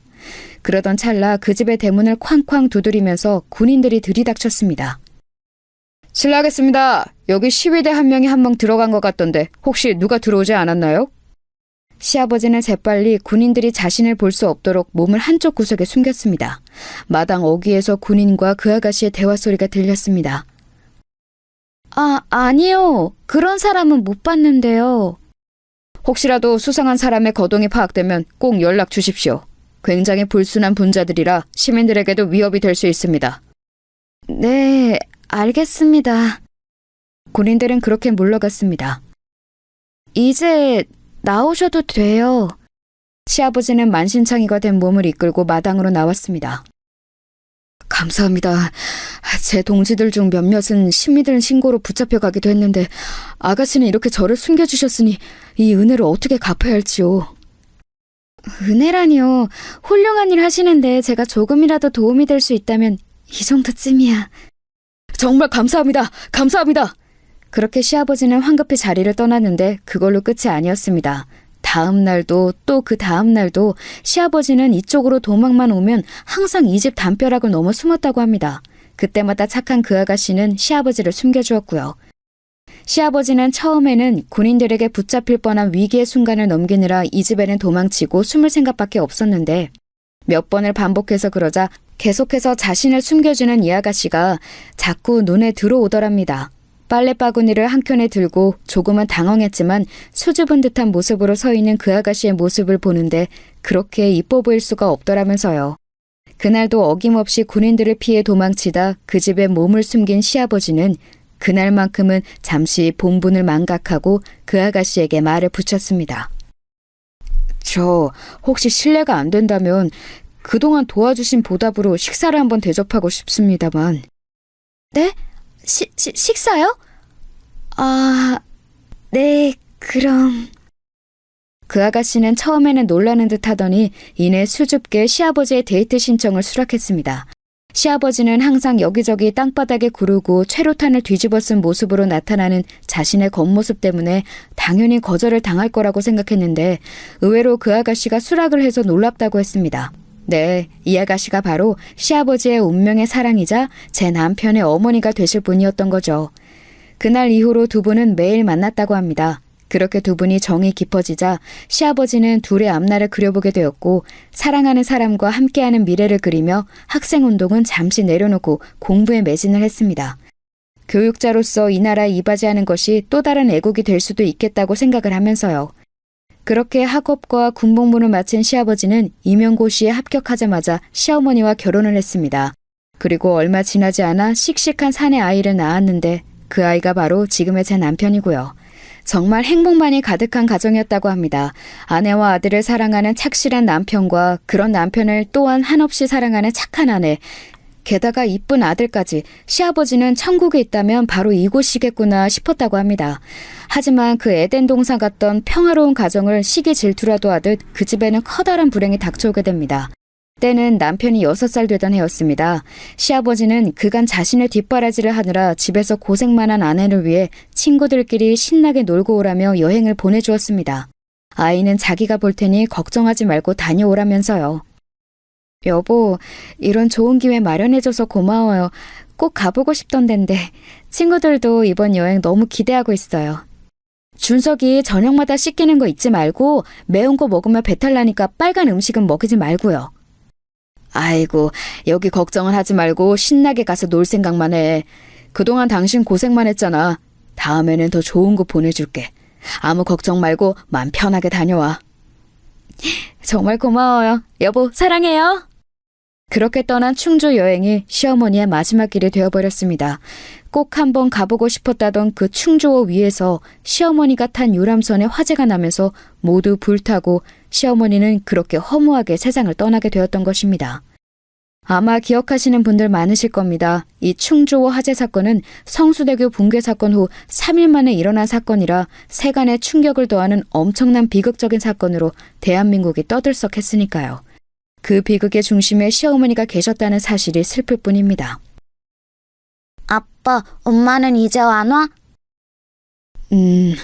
엄마는 먼저 하늘나라에 가서 준석이가 이 다음에 따라올 때 더 잘 살 수 있도록 예쁜 집을 지어놓고 기다리고 계셔. 저기 밝게 빛나는 별이 바로 그 집이야. 이 다음에 준석이 다 크고 나면 아빠랑 저기 엄마가 살고 있는 저 별나라로 함께 여행 가자. 싫어, 지금 갈래. 엄마 보고 싶어. 제가 엄마 보고 싶다고. 준석아, 아빠도 엄마가 너무너무 보고 싶단다. 6살 아이가 받아들이기에 엄마의 죽음은 너무도 크고 또 이해할 수 없는 영역이었습니다. 남편은 그렇게 어머니를 잃고 평생을 모성에 대한 그리움을 안고 살았다고 합니다. 어쩌면 나이 차이가 많이 나는 저에게 빠져든 것도 모성에 대한 결핍이 그렇게 만든 것 같다는 이야기를 한 적이 있어요. 그 이야기를 듣는데 저는 남편이 너무 짠해서 꼭 안아주었던 기억이 있습니다. 그날 이후로 시아버지와 남편의 삶은 고난의 연속이었다고 합니다. 항상 자신의 곁을 지켜주던 아내이자 엄마였던 큰 존재가 사라지고 나니까 감정의 슬픔은 물론 생활의 작은 부분조차 어찌 해결해야 할지 몰라 우왕좌왕했으니까요. 시아버지는 지금도 그때를 회상하시면서 다시 돌아간다면 도저히 살아낼 수 없는 삶의 순간들이었다고 말씀하십니다. 아내를 잃은 괴로움에 수차례 목숨을 끊을까도 고민하였지만 어린 아들을 돌볼 사람이 자신밖에 없었기에 이악 물고 하루하루를 버텨냈다고 합니다. 가장 큰 숙제는 어린 나이에 엄마를 잃어버린 아들을 어떻게 돌봐야 할지에 대한 것이었습니다. 시아버지는 큰 상실감을 겪었을 남편을 위해 그때 당시 한국에서 막 태동하고 있던 미술 심리 치료를 받게 해주었습니다. 어린 아이들은 언어로 표현하는 능력이 아직 부족하기 때문에 그림이나 만들기 등을 통해 표현된 심리를 읽어내는 미술 치료가 훨씬 더 적절하다고 합니다. 미술 교사였던 시아버지가 일찍이 그런 정보를 미리 접할 수 있어서 아들을 위해 그런 장을 마련해 놓았는데 그것이 남편의 미래를 결정하게 된 계기가 되었습니다. 심리치료를 목적으로 그리는 그림은 화가처럼 잘 그릴 필요도 없고 전문성도 필요치 않기에 치료받는 아이들은 가벼운 마음으로 자신의 마음과 생각을 간결한 그림으로 표현해내는데 남편은 거기서부터 남달랐다고 합니다. 엄마를 잃은 상실감에 대해서 표현한 그림이라던가 아빠에 대한 마음, 학교 생활과 선생님에 대한 생각과 마음을 표현한 그림을 시아버지가 아직도 보관을 하고 계셔서 한 번 본 적이 있는데 이것은 67살 어린아이가 그렸다고 하기엔 너무나 천재적인 그림이었습니다. 그만큼 명확하게 남편의 생각과 내면 상태가 묘사되었기에 치료도 아주 효과적이었다고 합니다. 남편은 아직도 미술 치료를 받던 그 시절이 없었다면 지금의 자신은 없었을 것이라고 얘기하곤 합니다. 이런 남편의 미술 재능을 일찌감치 알아챈 시아버지는 틈만 나면 아들과 함께 그림을 그렸고 부자가 함께한 그 시간들이 아내와 엄마를 잃어버린 그들 각각의 상황을 극복할 수 있는 좋은 치유의 시간이 되었다고 합니다. 이런 돈독했던 부자관계도 남편의 진로를 놓고 약간은 삐그덕했던 적도 있다고 해요. 서두에서 말씀드린 것처럼 현재 남편은 패션 디자이너입니다. 순수 미술에서 특출난 재능을 보였던 남편이 갑자기 패션 쪽에 눈을 돌린 것은 한창 질풍노도의 시기인 사춘기 때였다고 합니다. 남편은 어느 순간 옷차림과 헤어스타일에 신경을 쓰기 시작했고 그리는 그림도 어느 순간 죄다 옷밖에 없었습니다. 틈만 나면 동대문을 기웃거렸고 어느 때부터는 원단을 사와서 이리 찢고 저리 박음질하고 하면서 스스로 옷을 만들어보기도 했다고 합니다. 남편이 순수 미술을 전공하기를 바랬던 시아버지는 아들이 잠깐 사춘기 시절에만 저러고 말겠지 했는데 해가 갈수록 점점 더 패션 쪽으로 관심이 기우는 것 같아 내심 불안했다고 합니다. 그러다가 대학 입시를 준비할 때가 되었을 때 남편은 시아버지께 선언을 하게 됩니다. 아빠, 나 결심했어. 나 패션 디자이너가 될 거야. 응? 아니, 너 그림은 안 그릴 거야? 너 이 귀한 재능을 그냥 갖다 버리려고? 아빠, 나는 이게 재능 갖다 버리는 거라고 생각 안 해. 어차피 도화지에 선으로 그림을 표현하는 거나 원단을 가지고 예쁜 옷을 만들어내는 거나 똑같은 예술이잖아. 그렇게 볼 수도 있긴 하지만 이왕이면 아빠가 못 이룬 화가의 꿈을 대신 이루어주면 안 되겠니? 정 안 되면 둘 다 병행이라도 하면서. 에이, 아빠, 날고 기는 애들이 지금 이거 하나만 집중해서 지금도 수많은 경쟁 작품들을 만들어내고 있는데 나도 걔네들한테 뒤지지 않으려면 한 가지에만 집중해야지. 준서가 그러지 말고. 평생 아들이 하는 일에 한 번도 반대하지 않으셨던 시아버지는 이번만큼은 완고하게 남편을 계속 설득했다고 합니다. 하지만 남편 역시 뜻을 확고하게 세운 뒤여서 그렇게 시아버지와 남편 사이에는 묘한 신경전이 있었다고 합니다. 이때가 시아버지와 남편이 살면서 겪은 유일한 갈등이었다고 하네요. 그런데 그런 갈등을 해결하게 되는 계기가 또 있었다고 해요. 남편이 고등학교 3학년이 되던 해에 시아버지의 생일날이 다가왔습니다. 그때까지도 진로 문제로 시아버지와 신경전을 벌이고 있던 남편은 아버지를 위해 선물을 하나 준비했습니다. 그것은 바로 개량 한복으로 만든 정장이었습니다.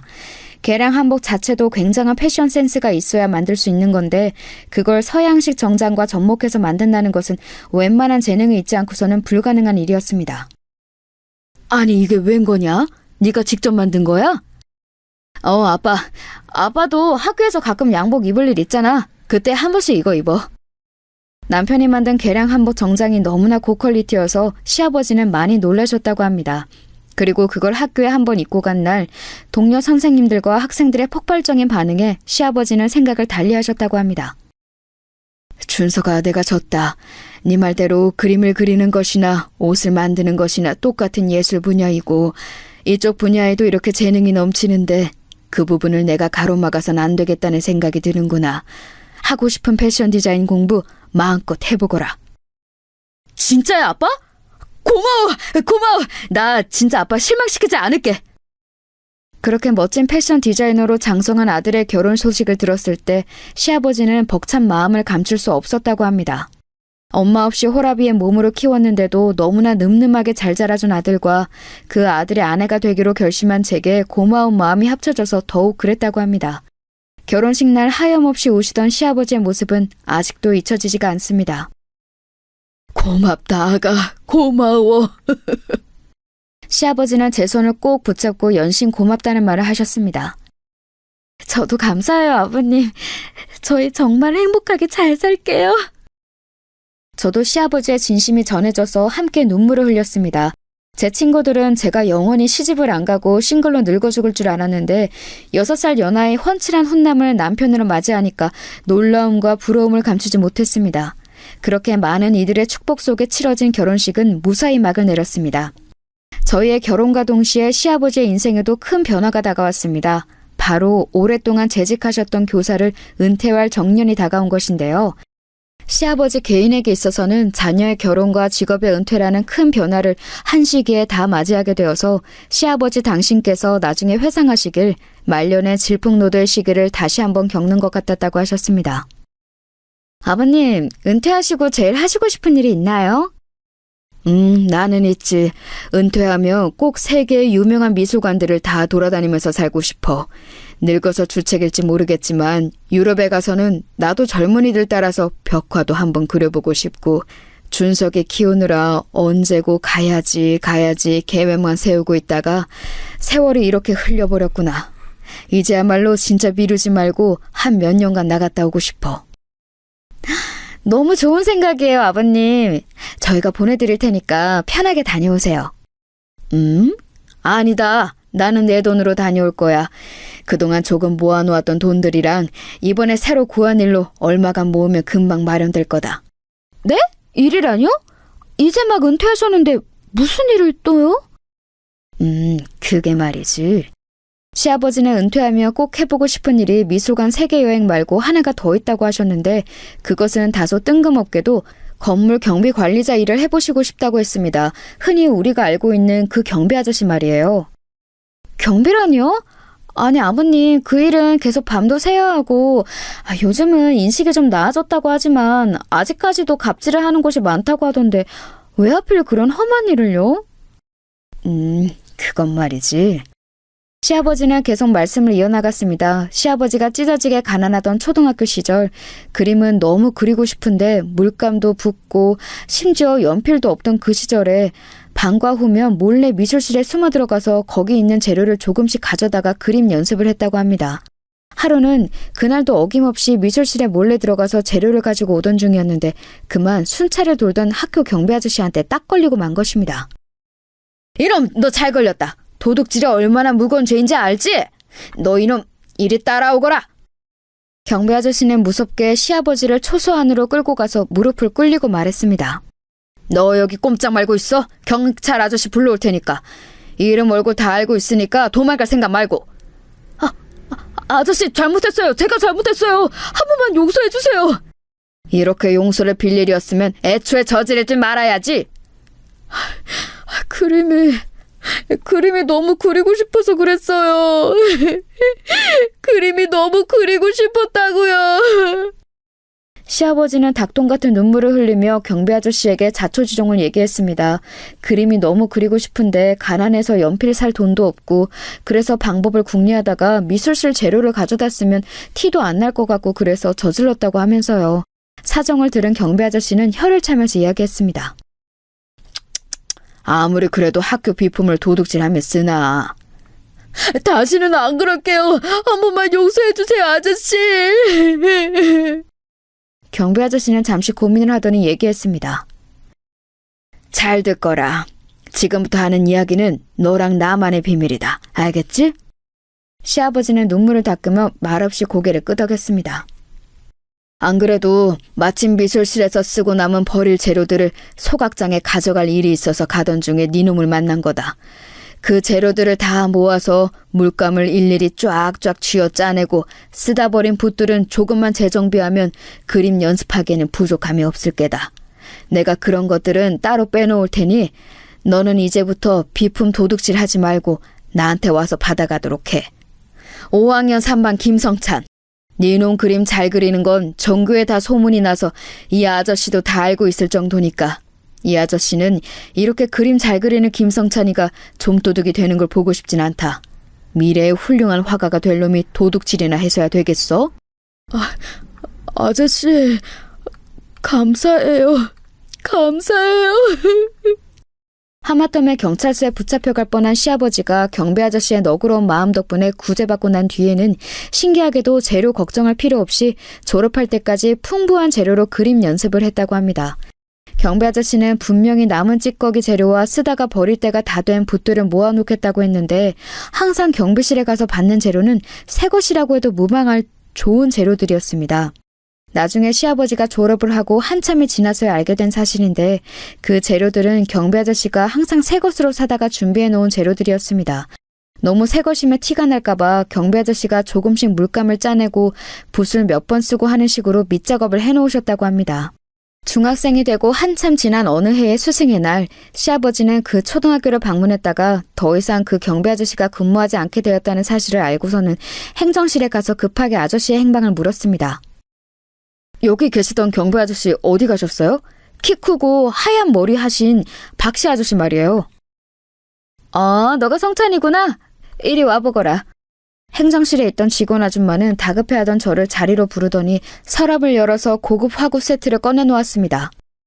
박씨 아저씨가 혹시 너가 찾아오면 전해주라고 하시더라. 그전까지는 구경도 못해본 고급 물감과 붓들을 보면서 놀라고 있을 찰나에 물감 박스 한켠에는 조그만 편지가 놓여 있었습니다. 그 편지 구석에는 성찬이에게 라고 써 있었습니다.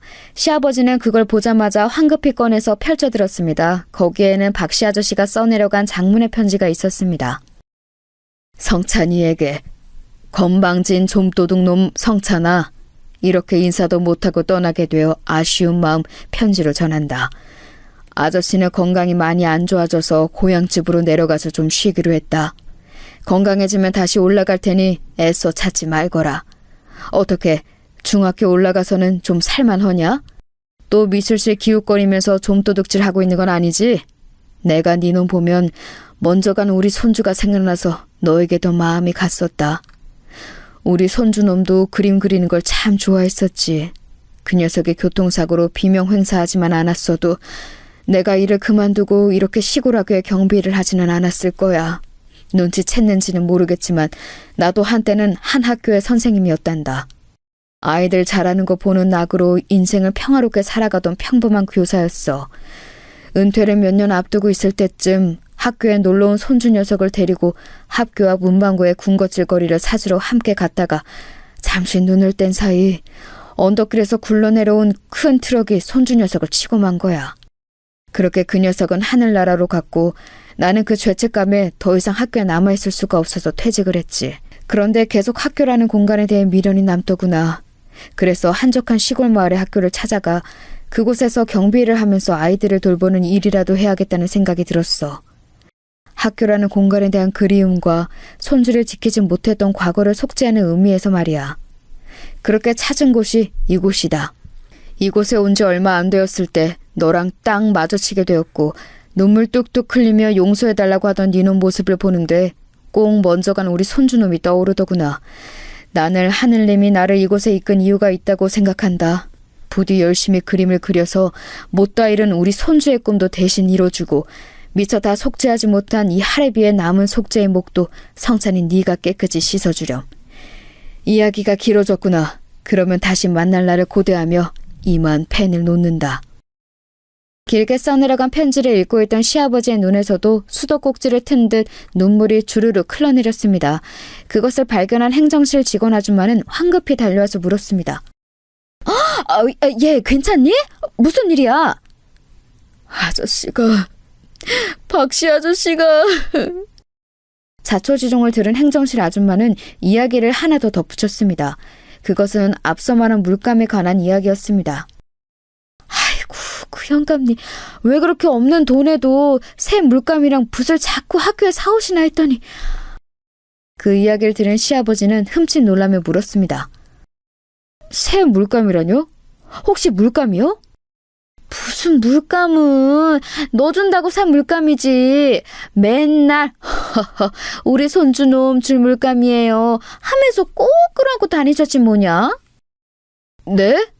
그러면 그 물감들이 다 새거? 아저씨! 미술실에서 버릴 것들은 모아서 제공해주겠다는 물감이며 붓들이 사실은 경비 아저씨가 사준 새 것이라는 걸 알게 되자 시아버지는 그 자리에서 오해를 하며 울었다고 합니다. 그 이후로 경비 아저씨의 행방을 오랜 세월 수소문했지만 찾을 수 없었다고 합니다.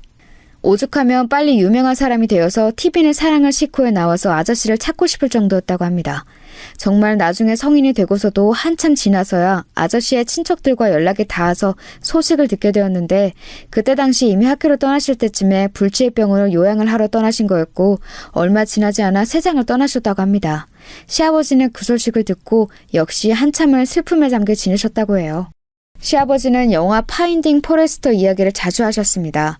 파인딩 포레스터는 주인공 남자아이가 포레스터 아저씨의 도움을 받아 점점 성장해 나가는 이야기인데요. 저도 시아버지의 추천을 받아 뒤늦게 보게 되었는데 정말 재미있는 영화이니 혹시 안 보신 분들이 있다면 꼭 한번 보시길 바랍니다. 아마도 시아버지가 이 영화 이야기를 자주 했던 것은 주인공들 도와줬던 포레스터 아저씨에게서 자신을 한없이 도와주던 경비 아저씨가 생각이 나서 그러셨던 것 같아요. 그만큼 어릴 적 강렬했던 경비 아저씨의 기억이 시아버지 기억 속에 남아있던 것입니다. 나도 그 박씨 아저씨처럼 세상에서는 주목하지 않는 자리일지 모르지만 내 도움이 필요한 사람들 곁에서 내가 받았던 사랑을 한없이 베풀면서 한번 살아보고 싶어. 혹시 모르지? 어린 날에 이 김성찬 같은 사람을 내가 또 만나게 될지?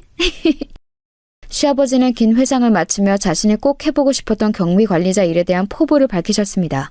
이왕이면 자신에게 도움을 주었던 박씨 아저씨처럼 학교의 경비관리자로 일을 구했으나 그 자리는 이미 다 차게 되어서 일반 건물의 경비를 찾고 있다고 하시더군요. 아버님 마침 잘 됐네요. 제가 아는 곳에 경비관리자 한 명이 결혼이 생겨서 구하고 있다고 하던데 한번 지원해 보시겠어요? 그래? 좋지. 내가 며느리 덕 톡톡히 보는구먼. 마침 제가 아는 건물에서 경비관리자 한 분이 막 퇴사를 하셨고 그 건물에서 기본적인 일을 배우시다 보면 나중에 학교 경비관리자로 근무하게 되셔도 수월하실 것 같다는 생각에 시아버지께 제안을 드렸습니다. 시아버지는 더 지체할 필요도 없다며 다음날 바로 면접을 보러 가셨고 워낙 공무원으로 오래 성실하게 재직하셨던 경력이 인정을 받아 바로 합격을 하시고 근무를 하시게 되었습니다. 저는 시아버지의 다사다난했던 지난날에 대한 위로와 앞으로의 새 출발에 대한 응원의 마음을 담아 고급 과일 꾸러미를 한 다발 사서 가져다 드리기로 계획했습니다. 사실 시아버지가 근무하는 첫날 그것들을 드리면서 응원하고 싶었는데 갑자기 회사 업무가 바빠지기도 했고 준비하기로 했던 고급 과일들의 수입 물량에 딸려서 다음 달에나 들어온다는 소식을 들었습니다. 어영부영 시간이 흐르다 보니 시아버지가 경비관리자 일을 시작한 지 2달이 되어서야 과일 바구니를 들고 찾아뵙게 되었는데 저는 좀 더 일찍 찾아뵙지 못하고 그제서야 찾아뵙게 된 것을 무척이나 후회했습니다. 왜냐하면 그날 입에 담지도 못할 황당한 일을 경험하고 말았거든요. 시아버지가 일하시는 건물에 도착을 하니 마침 시아버지가 앞선 차량에 주차 안내를 하고 계셨습니다. 안녕하세요. 어떻게 오셨나요? 네, 저의 이 건물 6층 방문 차량인데요. 혹시 이 앞에 잠시 세워두고 올라갔다도 되나요? 원래 6층은 방문 차량은 주차를 할 수 없게 되어 있는데 얼른 갔다 오신다고 약속하시면 제가 여기 한켠에 잠시 세울 수 있게 해드리죠. 네, 얼른 다녀오겠습니다. 감사합니다. 멀리서 지켜보는 시아버지의 모습 역시 평소 천사와 다를 바 없는 따뜻한 모습 그 자체였습니다. 천사가 얼마 전까지는 선생님 옷을 입고 있다가 잠시 또 경비 아저씨 옷을 입고 있는 것 같았다고나 할까요? 그런데 그 평화를 깨는 한 목소리가 들려왔습니다. 어이 김씨, 일로 와봐. 날카로운 목소리로 시아버지를 부르는 목소리가 들리는 쪽을 돌아보니 웬 시아버지보다도 나이가 한참 어려 보이는 남자가 손짓을 까딱까딱하면서 시아버지를 자기 쪽으로 부르지 않겠어요? 아이고, 최 실장님 오셨어요? 빨리 안 오고 뭐해? 아이고, 예. 어이, 김씨, 자꾸 이럴 거야? 여기다 주차 함부로 못 되게 하라고 몇 번을 말해? 여기는 내가 되는 자리라고. 아이고, 죄송하게 됐습니다. 애초에 실장님 되실 자리는 옆에도 충분해 보여서 게다가 이 손님들은 금방 내려온다고 하셔서. 헛소리 집어치지 못해? 앞으로 내가 되는데 옆에 차 없도록 해. 알겠어? 아니, 그래도 옆에 이렇게 남는 자리가 많은데 왜... 어허, 노인네가 왜 이렇게 말귀를 못 알아먹어? 내가 그렇다면 그런 줄 알아. 네네. 그 최 실장이라는 사람은 그렇게 그 자리에 손님들이 정차를 하면 안 되는 명확한 설명도 없이 시아버지에게 신경질만 잔뜩 부리고 자리를 떠났습니다. 저는 그 광경을 보는데 너무 화가 나서 견딜 수가 없었습니다. 아무리 자기가 직급이 높아도 자기보다도 나이가 훨씬 많은 사람에게 대하는 태도가 너무 무례하지 않나요? 그것도 자신이 주장하는 것에 대한 타당한 근거도 없이 무조건 까라면 까 하는 식의 업무 지시를 내리면서요. 저는 이대로 넘어가면 안 되겠다 싶어서 얼른 제 차를 가지고 입구로 들어섰습니다. 네, 어서 오세요. 응? 아니 아가, 네가 여기 어쩐 일이냐? 아버님, 제가 더 일찍 찾아뵀어야 하는데 이제야 찾아뵙게 되었네요. 더운 날 일하시기 많이 힘드시죠? 아유, 아니다. 우리 며느리가 아주 좋은 데 소개해줘서 아주 편하게 일하고 있단다. 방금 전까지만 해도 무례한 일을 겪으신 시아버지였지만 제 앞에서는 허허허 웃으시며 아무 일 없었다는데 저를 맞이하셨습니다. 주차는 저 앞에 잠깐 대면 돼요? 응? 저기는 말이지. 에이, 뭐 별일 있겠냐. 저 앞에 잠깐 대거라. 저는 일부러 방금 전 최 실장이라는 관리자와 시아버지가 실갱이가 있었던 곳을 가리키며 차를 댄다고 하자 시아버지는 잠시 멈칫하시는 듯 하더니 그쪽으로 저를 안내해 주셨습니다. 저는 차를 세우고 내리면서 준비한 선물 바구니를 시아버지에게 건넸습니다. 아버님, 이거 귀한 과일이에요. 더운 날 고생하시는데 동료분들이랑 드시면서 일하세요. 너무 늦게 찾아뵈서 죄송해요. 아이고, 우리 천사 같은 며느리가 뭘 또 이런 걸 다 준비했노. 고맙다, 아가. 내 잘 먹으마. 그렇게 훈훈한 분위기가 이어지고 있을 즈음에 다시 한번 그 평화를 깨는 소리가 들렸습니다. 어이, 김씨. 지금 뭐 하는 거야? 응? 아이고, 최 실장님 가신 줄 알았는데. 내가 방금 전에 여기다 차 못 대게 하라고 말했는데 지금 뭐 하는 짓이야? 지금 잘리고 싶어? 일 똑바로 안 할 거야? 저는 더 이상 참을 수 없어서 그 최 실장이라는 사람에게 말했습니다. 이봐요. 여기 딱 봐도 엄연한 법정 주차 공간이고 자리도 남는데 왜 못 대게 하는 거예요? 어이, 아줌마. 모르면 가만히 계셔. 여기는 우리 건물 직원들 주차하는 자리고 지금 아줌마가 된 자리는 원래 내 자리야. 얼른 빼. 글쎄요. 저는 그런 소리는 처음 듣는데요. 여기가 건물 관리자 주차 자리라고요? 저는 그렇게 지시한 적 없습니다만. 뭐? 아줌마가 뭘 한다고 나서길? 거기까지 이야기하는데 저 멀리서 누군가가 소란스러운 우리 쪽을 보며 불이 나게 달려왔습니다. 건물주님! 말도 없이 여기는 어떻게... 최 실장, 지금 뭐 하는 거야? 아니, 관리소장님, 오늘 휴가시라더니 여기는 어떻게... 아니, 그보다... 건물주님이요? 그래, 얼른 인사드려. 자네가 이직한 지 얼마 안 돼서 처음 뵙나 본데 여기 6층부터 8층 쓰고 계시는 회사 대표님이시자 이 건물 건물주이신 최수진 대표님이셔. 아니 이게 무슨... 여러분도 많이 놀라셨나요? 이게 무슨 일인가 싶으시죠? 네, 제가 바로 시아버지가 경비관리자로 근무하고 계신 이 건물의 건물주입니다. 건물의 경비관리자 결혼이 생긴 것도 제가 건물주인이니 제일 빨리 알았고 시아버지가 그 일을 찾고 계신다고 하니 바로 소개할 수 있었죠. 그동안 해외 출장이랑 지방 출장, 게다가 여러 사회 프로젝트가 겹쳐서 회사 건물에 오랜만에 출근하게 되었는데 그 사이 새로 부임한 중간 관리자인 이 최 실장이란 인간이 뭣도 모르고 설치고 앉아있네요. 그것도 자기보다 한참 나이가 많으신 시아버지에게 막말을 퍼부어대면서요. 최 실장님? 그쪽이 이번에 새로운 시설관리실장이에요? 그쪽이 뭔데 이 자리에 차를 대라 마라. 그쪽 지정 자리다 주장하는 거죠? 여기는 제가 건물 지을 때부터 방문자 주차 공간으로 따로 빼놓은 공간이에요. 그리고 건물 직원들 주차는 관리소장님도 눈치 보면서 겨우 한 대 대고 있는데 당신이 뭔데 이 자리에 당신 차를 마음대로 세우며 게다가 건물 방문자들 차를 대라 말아야. 여기 이 김 선생님께서 어련히 알아서 잘하실까? 죄송합니다, 건물주님. 관리소장님, 오늘부로 시설관리실장 새로 알아보세요. 어디서 이런 무례배 같은 인간을 직원으로 채용하고 있어? 관리소장님께도 책임을 물을까요? 아닙니다, 건물주님. 제가 잘못했습니다. 최 실장 들었지? 내일부터는 안 나와도 되네. 건물주님, 제가 잘못했습니다. 용서해 주십시오. 최 실장은 저의 정체를 알고 나더니 바로 바닥에 무릎을 꿇으면서 애원했습니다. 제가 경솔했습니다. 한 번만 용서해 주십시오. 먹여 살릴 처자식들이 있습니다. 제발요, 건물주님. 먹여 살릴 처자식 있는 분이면 행동을 좀 더 조심하셨어야죠. 다른 직장 알아보세요. 아버님, 이따 뵐게요. 편하게 근무하시고 불편한 거 있으면 언제든 얘기하세요. 저는 일부러 최 실장이 들으라는 듯 시아버지께 인사를 드리고 획 돌아서서 사무실로 올라갔습니다. 건물주님, 제가 잘못했습니다. 건물주님. 애걸복걸하는 최 실장을 뒤로 하고 저는 제자리로 돌아와 앉았습니다. 감히 천사 같은 제 시아버지에게 이딴 식으로 무례하게 굴다니 잘려도 싸지요. 이쯤 되면 제가 어떻게 이 건물의 건물주가 되었는지 궁금하시죠?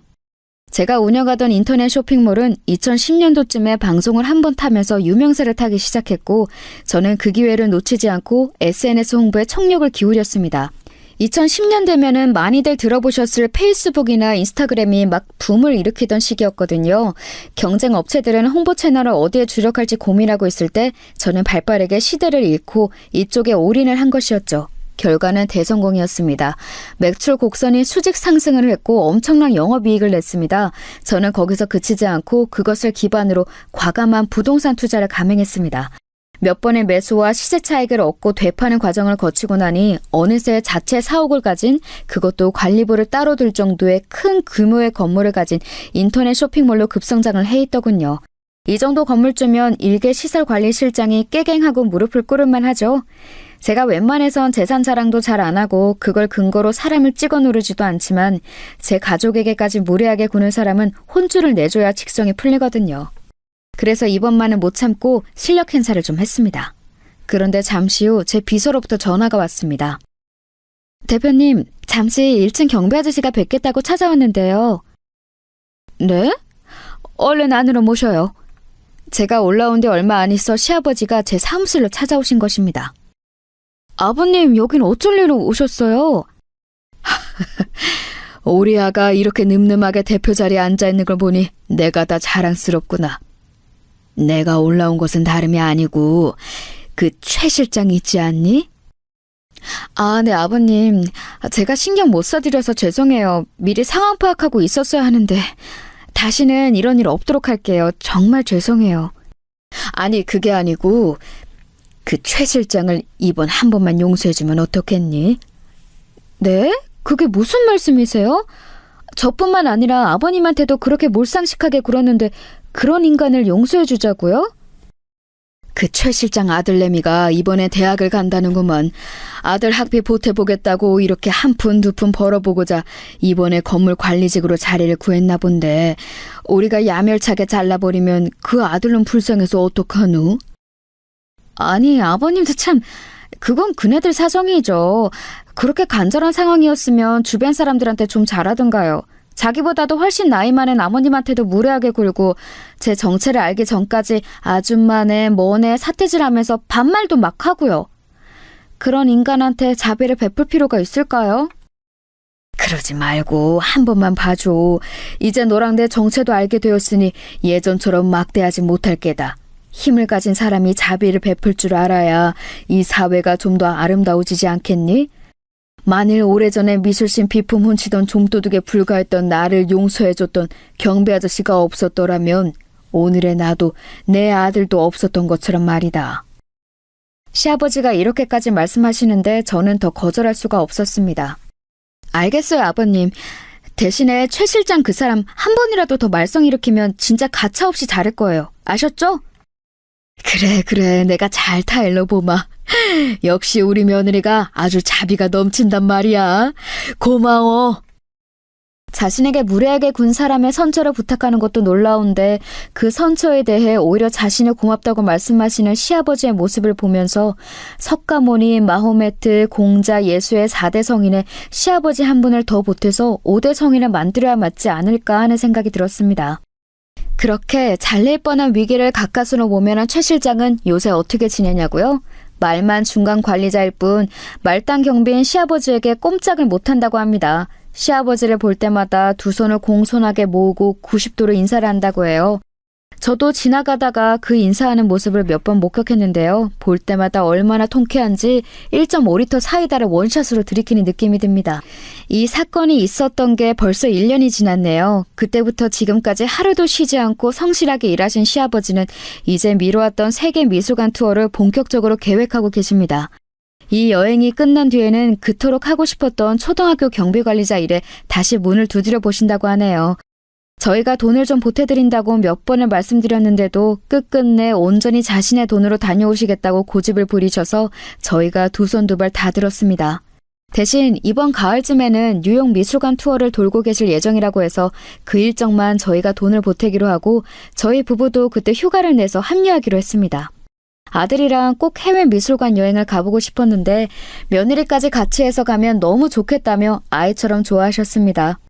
저는 천사 같은 시아버지의 앞날을 한없이 응원합니다. 자신에게 침을 뱉는 무례한 사람에게도 용서와 사랑을 베풀 줄 아는 시아버지는 은퇴 이후에도 세상의 빛을 밝게 비추며 자신의 주변 사람들을 행복하게 만들면서 살아가실 것입니다. 저희 부부도 그런 시아버지를 본받아 세상의 빛이 되는 사람들로 살아가 보려고요.